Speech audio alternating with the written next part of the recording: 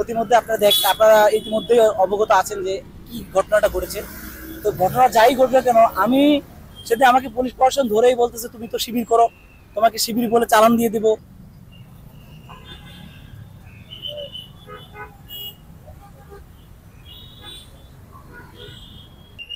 দর্শক, এই সেই নাহিদুল ইসলাম যার মুখ কিন্তু প্রশাসন চেপে ধরেছিল, এবং এই নাহিদ ইসলামই কিন্তু আজকে দেশের হয়ে কাজ করছে। নাহিদ ইসলাম, আপনাকে স্বাগত জানাচ্ছি ঢাকা ট্রিবিউনের পর্দায়। আপনার কাছে আমরা জানতে চাইবো কি হয়েছিল সেদিন। আমাদের সেদিন মার্চ ছিল, যে জাস্টিস ফর মার্চ। সেখানে আমি যাচ্ছিলাম, আমার আরো কতগুলো সহপাঠী ছিল, আমার ভাইয়েরা ছিল, সহযোদ্ধা বোনেরা ছিল, সেখানে যাচ্ছিলাম। প্রতিমধ্যে আপনারা ইতিমধ্যে অবগত আছেন যে কি ঘটনাটা ঘটেছে। তো ঘটনা যাই ঘটবে কেন, আমি সেটা আমাকে পুলিশ প্রশাসন ধরেই বলতেছে তুমি তো শিবির করো, তোমাকে শিবির বলে চালান দিয়ে দেবো, বিভিন্ন ট্যাগ দিয়ে দিচ্ছিল। শুধু ওই দিন নয়, আমরা গত 15 তারিখ থেকে শুরু করে বাংলাদেশের সকল প্রান্তে, সকল বিশ্ববিদ্যালয়, সকল ক্যাম্পাসগুলোতে আমরা যে বৈষম্য বিরোধী ছাত্র আন্দোলন গড়ে তুলেছি, সেই আন্দোলনকে দমানোর জন্য পুলিশ প্রশাসন থেকে শুরু করে বাংলাদেশের এমন কোনো আইন শৃঙ্খলা রক্ষাকারী বাহিনী ছিল না যা আমাদের মুখ চেপে ধরবে। আপনারা দেখেছেন যে আমার মুখ চেপে ধরেছে, বা আমাদের যে, শুধু আমার না, আমি মনে করি এই মুখ চাপাটা বাংলাদেশের 17 কোটি জনতার মুখ চেপে ধরেছিল। বিগত বছর যেই সমস্যাগুলো হয়েছিল সেগুলো এটার মধ্যে দিয়ে যাচ্ছিল। তো এই ছাত্র সমাজ সেই সমস্যা থেকে উত্তরণের জন্য এই আন্দোলন নেমেছিল। এবং আমরা চাই আগামীতে যেন আমাদের এই বাংলাদেশে বৈষম্য নামক কোনো শব্দ না থাকে, এবং আমরা চাই আমাদের ক্যাম্পাসগুলোতে কোনো ধরনের রাজনৈতিক প্রভাব যেন বিস্তারিত না হতে পারে। আমাকে ধরা হয়েছিল মৎস্য ভবন এলাকা থেকে।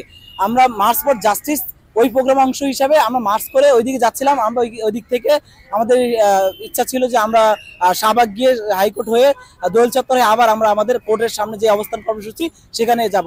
কিন্তু প্রতিমধ্যে আপনারা দেখেছেন আমাকে পুলিশ কিভাবে ধরলো, আমার ভাইদের কিভাবে মারলো।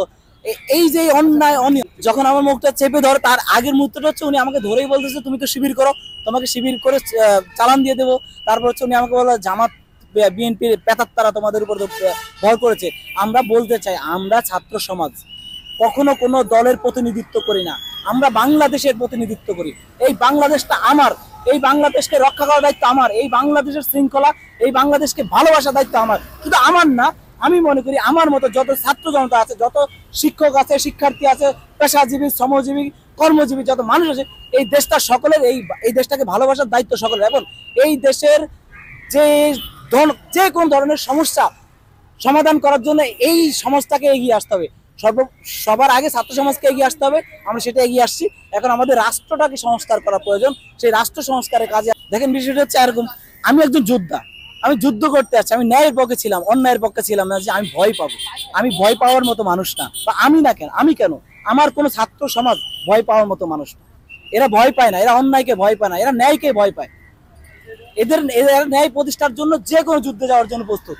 এই দেশটাকে নতুন করে সাজানোর জন্য এই ছাত্র সমাজ যে ভূমিকা পালন করছে, আপনারা দেখেন বিগত কয়েকদিন যে অত্যাচার হয়েছে, অত্যাচার হওয়ার পরেও বাংলাদেশটাকে নতুন করে স্বাধীন করে, এই যে দেখেন আমার ছাত্র ভাইয়েরা এখন আমরা সবাই মিলে ট্রাফিক পুলিশের দায়িত্ব পালন করতেছি। কেন? আমরা আসলে সত্যিকার অর্থে দেশপ্রেমিক, আমরা দেশকে ভালোবাসি বলে এটা সম্ভব হয়েছে। তো সুতরাং আমি সবার কাছে আহ্বান করব, দেশবাসীর কাছে আহ্বান করব, আসুন আমরা সকলে ঐক্যবদ্ধ হই এবং আমরা সকলে মিলে দেশটাকে নতুন করে নতুন সোনার বাংলা হিসেবে গড়ে তুলি। এবং আমরাও বলি এটা আমার বাংলাদেশ, এটা আমার বাংলাদেশ, আমার জন্মভূমি। সুতরাং এটাকে সংরক্ষণ করা, এটা সংস্কার করা, এটা নিরাপত্তা দেওয়া আমারই দায়িত্ব। আমি আসলে পুলিশকে বলছিলাম যে আই মিন মুভমেন্ট, আমি কিন্তু মুভমেন্টে আছি। তা মুভমেন্ট থেকে আপনি আমাকে ধরতে পারেন না যদি না আমার দ্বারা বা আমার মুভমেন্টের দ্বারা, আমার যে সমাবেশের দ্বারা দেশ, জাতি এবং জনগণের ক্ষতি না হওয়া পর্যন্ত আপনি আমাকে অপরাধী হিসেবে গণ্য করতে পারেন না। যেহেতু আমি অপরাধী না, তাহলে সেক্ষেত্রে আপনি আমাকে ধরতে পারেন না। আর আমি অপরাধ গণ্য হওয়ার পর আপনি আমাকে ধরতে পারেন, আমি অপরাধী হলেও আপনি আমাকে ধরতে পারবেন না যতক্ষণ পর্যন্ত প্রমাণিত না হবে।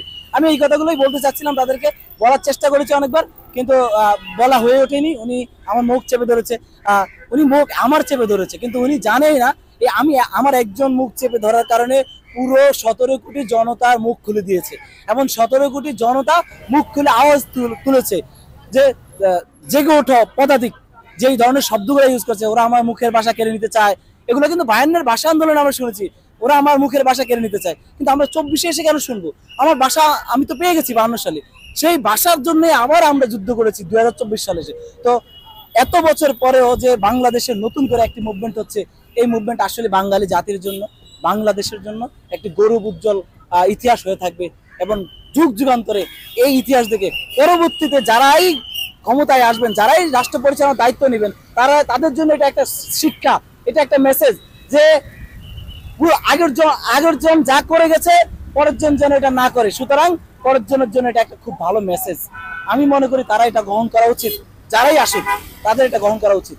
আগামীর বাংলাদেশকে আমি দেখতে চাই আমার এই বাংলা সুজলা সুফলা স্বচ্ছ শ্যামলা সুন্দর একটি বাংলাদেশ গড়ব, এবং কোনো ধরনের বৈষম্য থাকবে না, হিন্দু বৌদ্ধ খ্রিস্টান কোন জাতি ভেদাভেদ থাকবে না। আমরা সকল জাতি মিলে এই দেশটাকে গড়ে তুলবো, সকল জাতি বসবাস থাকবে। এবং সাম্প্রদায়িক যে দাঙ্গা সৃষ্টি হয়েছে, সে কিছুদিন আগে আপনারা দেখেছেন দাঙ্গা সৃষ্টি, সেই দাঙ্গা যেন না হয়। আমি মনে করি সংখ্যালঘুরা আমাদের ভাই, উপজাতিরাও আমাদের ভাই, আমাদের দেশের নাগরিক, বৈধ নাগরিক। সুতরাং তাদেরকে রক্ষণাবেক্ষণ করা আমার যেমন দায়িত্ব, তারাও দেশের জন্য কাজ করা তাদেরও দায়িত্ব।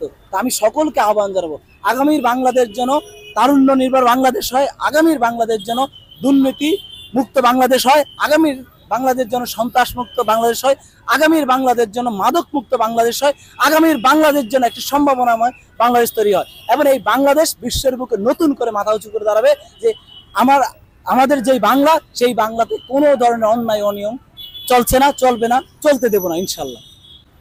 আপনারা ইতিমধ্যে দেখেছেন যে আমাদের বিভিন্ন পয়েন্টে আমাদের ভাইয়ারা বোনেরা কাজ করছে। তা আমরা আসলে এই ট্রাফিকটা যতদিন পর্যন্ত একটা সরকার গঠিত না হবে ততদিন পর্যন্ত এই আমাদেরই দায়িত্ব, আমরা একজন ছাত্র হিসেবে, দেশের নাগরিক হিসেবে শৃঙ্খলা বজায় রাখা সুন্দরভাবে ট্রাফিক। আর এমনিতে জানেন যে ঢাকা শহরে ট্রাফিক জ্যাম অনেক কষ্টদায়ক, সেজন্য আমাদের এই যে ভাইয়েরা কাজ করতেছে, বোনেরা কাজ করতেছে, সবাই মিলে কাজ করতেছি, ভালো লাগছে যে আমি আমার দেশের জন্য যুদ্ধ করেছি, যুদ্ধ পরবর্তী দেশ স্বাধীন হওয়ার পর এখন আমরা যেটা করতেছি সেটা হচ্ছে শৃঙ্খলা বজায় রাখার জন্য, যেটা অবশ্যই করা উচিত আমাদেরই, এবং আমরাই করছি। সাধারণ মানুষ আমাদেরকে খুব ভালো জানতেছে, ভালোবাসা দিচ্ছে, ভালোবাসা পাচ্ছি। কেউ কেউ খাবার নিয়ে আসছে, কেউ কেউ চকলেট দিচ্ছে, কেউ কেউ পানি এগিয়ে দিচ্ছে, আবার কেউ কেউ বাসা থেকে রুমাল নিয়ে এনে দিচ্ছে যে বাবা ঘাম মোছো, বিভিন্ন ধরনের সহযোগিতা করতেছে। তো আমি মনে করি আমাদের যে ছাত্র ভাইদের কন্ট্রিবিউট, এই জাতি মনে রাখার মতো, এই জাতির কাছে আমাদের মেসেজ থাকবে, কখনোই আপনারা ছাত্র সমাজকে ছোট করবেন না। যে দেশের শিক্ষা ব্যবস্থা অচল থাকে সেই দেশ কখনো উন্নত হতে পারে না। সুতরাং আমি আজকে আমাদের পরবর্তী রাষ্ট্র ব্যবস্থায় যিনি আসবেন তার কাছে আমার না, শুধু আমার ছাত্র সমাজের পক্ষ থেকে একটা মেসেজ থাকবে, শিক্ষা ব্যবস্থাকে নতুন করে ঢেলে সাজান। এই শিক্ষা ব্যবস্থাকে যদি ঢেলে সাজাতে না পারেন তাহলে আপনি আপনার সোনার বাংলা গড়তে পারবেন না।